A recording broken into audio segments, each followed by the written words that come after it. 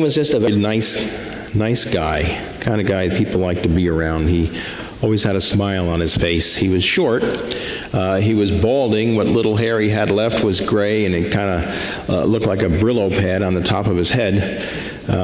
He wore glasses, and he dressed quite nicely. Well, Sam was a candidate for the grand jury, and the way that worked is, you got nominated to be on the grand jury, and your name was put in a fishbowl, and they pulled the names out of the fishbowl, and if your name got pulled, you were going to be on the grand jury. Well, Sam went up to the judge before they started pulling names out of the fishbowl, and he explained to the judge that he was going to have some elective surgery coming up, and it would be very difficult for him to serve on the grand jury because that's a 6-month commitment, and it would be just hard for him to do that. He'd had to reschedule, it would change a lot of things. His family had made plans, but the judge was completely not sympathetic and told him to take a seat, and he said, we only need 23 names, and chances are that your name won't even get pulled. So Sam went back to his seat, sat down, and they started to pull the names out of the fishbowl, and sure enough, the very first name that came out was none other than, it was Sam. So after all 23 had been selected, the new grand jury went out to have lunch together.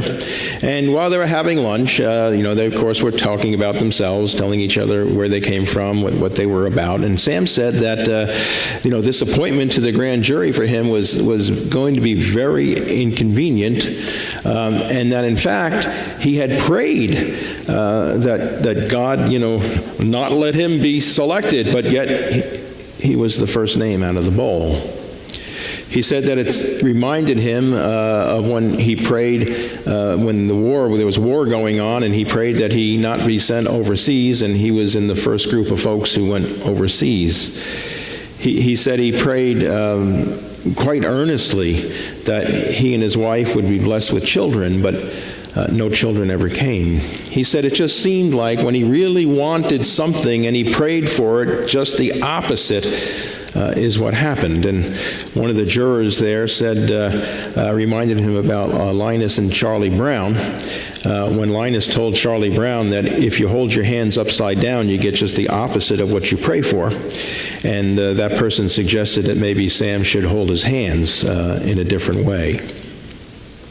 But Sam said it was okay because God obviously had other plans, and God, he said, always knows best. And as much as this was going to be inconvenient for Sam to be on this grand jury, he said he would at this point not get off the grand jury for anything in the world. He figured God wanted him here, and he was delighted to serve. He also said that it might not be bad for him because he could close his shop on Tuesdays, which is when the grand jury met. And he said that would give him a little bit rest, and it also helped to rest his eyes. Now, incidentally, what Sam did for a living is he removed hair follicles from women's legs, mostly women, he said. And in fact, the average age of his client was 26 years old. And many famous people, he said, came to him to have the hair follicles removed by him because he was very good at it. And this was before they had the laser now that removes it.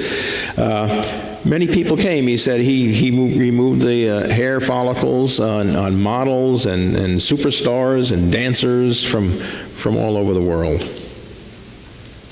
He also said that not only would being able to close his shop on Tuesdays be a good thing for him, but being on the grand jury itself would be a highlight in his life. Not very many people get to serve on the grand jury, and he was very interested to see where that journey would take this new group over the next 6 months. Sam said as interesting or as sexy as it might seem to remove hair follicles from women's legs, he said it really becomes quite monotonous and quite repetitious, and after a while, if you've seen one leg, you've seen them all. And in many ways, Sam said life is kind of the same. We have our routines, and we do them over and over and over again. In the book of Ecclesiastes in the Old Testament, it says this: "The sun rises and the sun goes down. There is no new thing under the sun." And Edna St. Vincent Millay said this: "Life goes on forever like the gnawing of a mouse, and tomorrow and tomorrow and tomorrow there is this little street and this little house." And if you think about it, we all come to grips with that in our lives, right? This little street and this little house, this is where this phase of our lives gets played out. And it's not necessarily a bad thing that our lives get played out on a little street and in a little house. Repetition, doing things over and over again, can often lead to something very good. You know, the bumblebee flies around in circles after circles after circles, looking for just the right flowers to land on so that it can make the right kind of honey.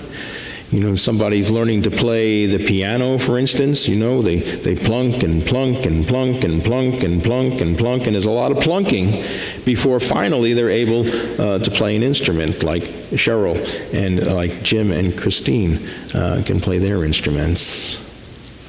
You know, we become impatient. We don't like the plunking and the plunking and the plunking, you know. We want to be in that concert when the last notes are played and everybody's on their feet applauding for us. That's what we see, you know. We see the lawyer when he or she wins the big case. We see the surgeon taking off their gloves when they have just saved somebody's life. We see the golfer who sinks the winning putt. We see the baseball player who hits the home run.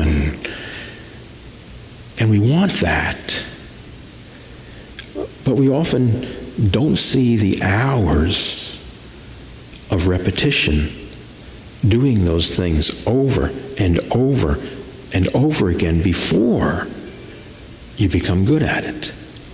You know, in the book The Boys of Summer, which is about the Brooklyn Dodgers baseball team, it talks about George Schuber, who was said to be, he had a great natural swing, is what they said about him. And George said, well, it's interesting that people say that about me, but what they don't see about me is in the winter, I go down into my basement, and I've been doing this for 15 years, and I swing at a baseball hanging from a string.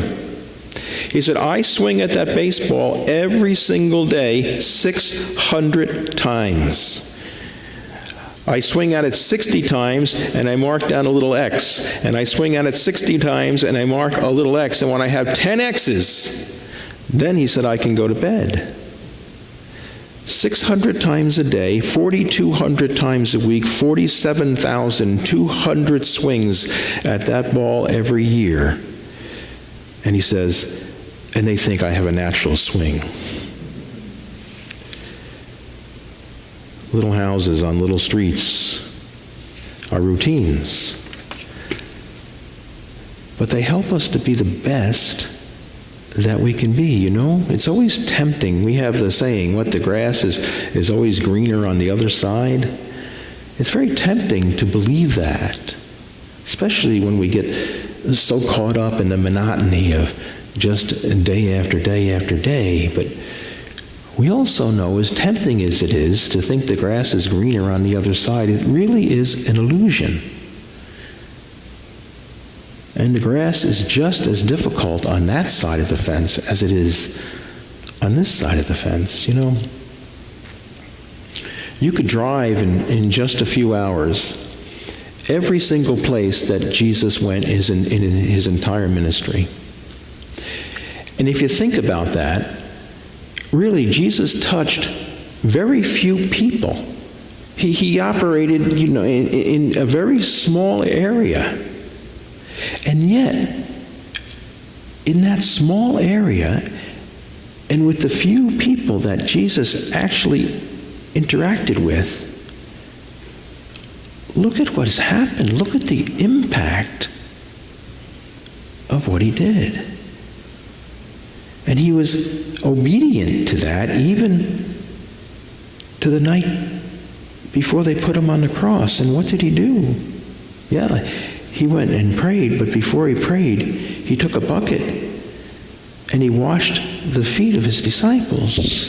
See, Jesus, he had humility, and he had service, and he lived out his life on a little street.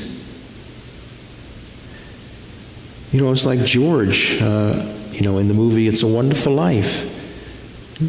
He lived out his life. He wanted to travel. He wanted to see the world, but it didn't happen for him. Instead, he lived in his little house, in his little street, and how many people in that town were touched? Jesus was obedient to God the Father. Sam felt the same way. Sam knew that God breathed life into him, and because of that, he could be satisfied. Taking hair follicles out of legs for 40 years. And further, he could be delighted to serve on the grand jury even when he didn't really want to be there. We too, we have been created in the image and likeness of God. God has breathed life into us, and we live out our lives on our little streets, in our little houses, in the choices that we make, in the routine of everyday life. And as we live out that life, we know that God is with us, and that God strengthens us each and every day.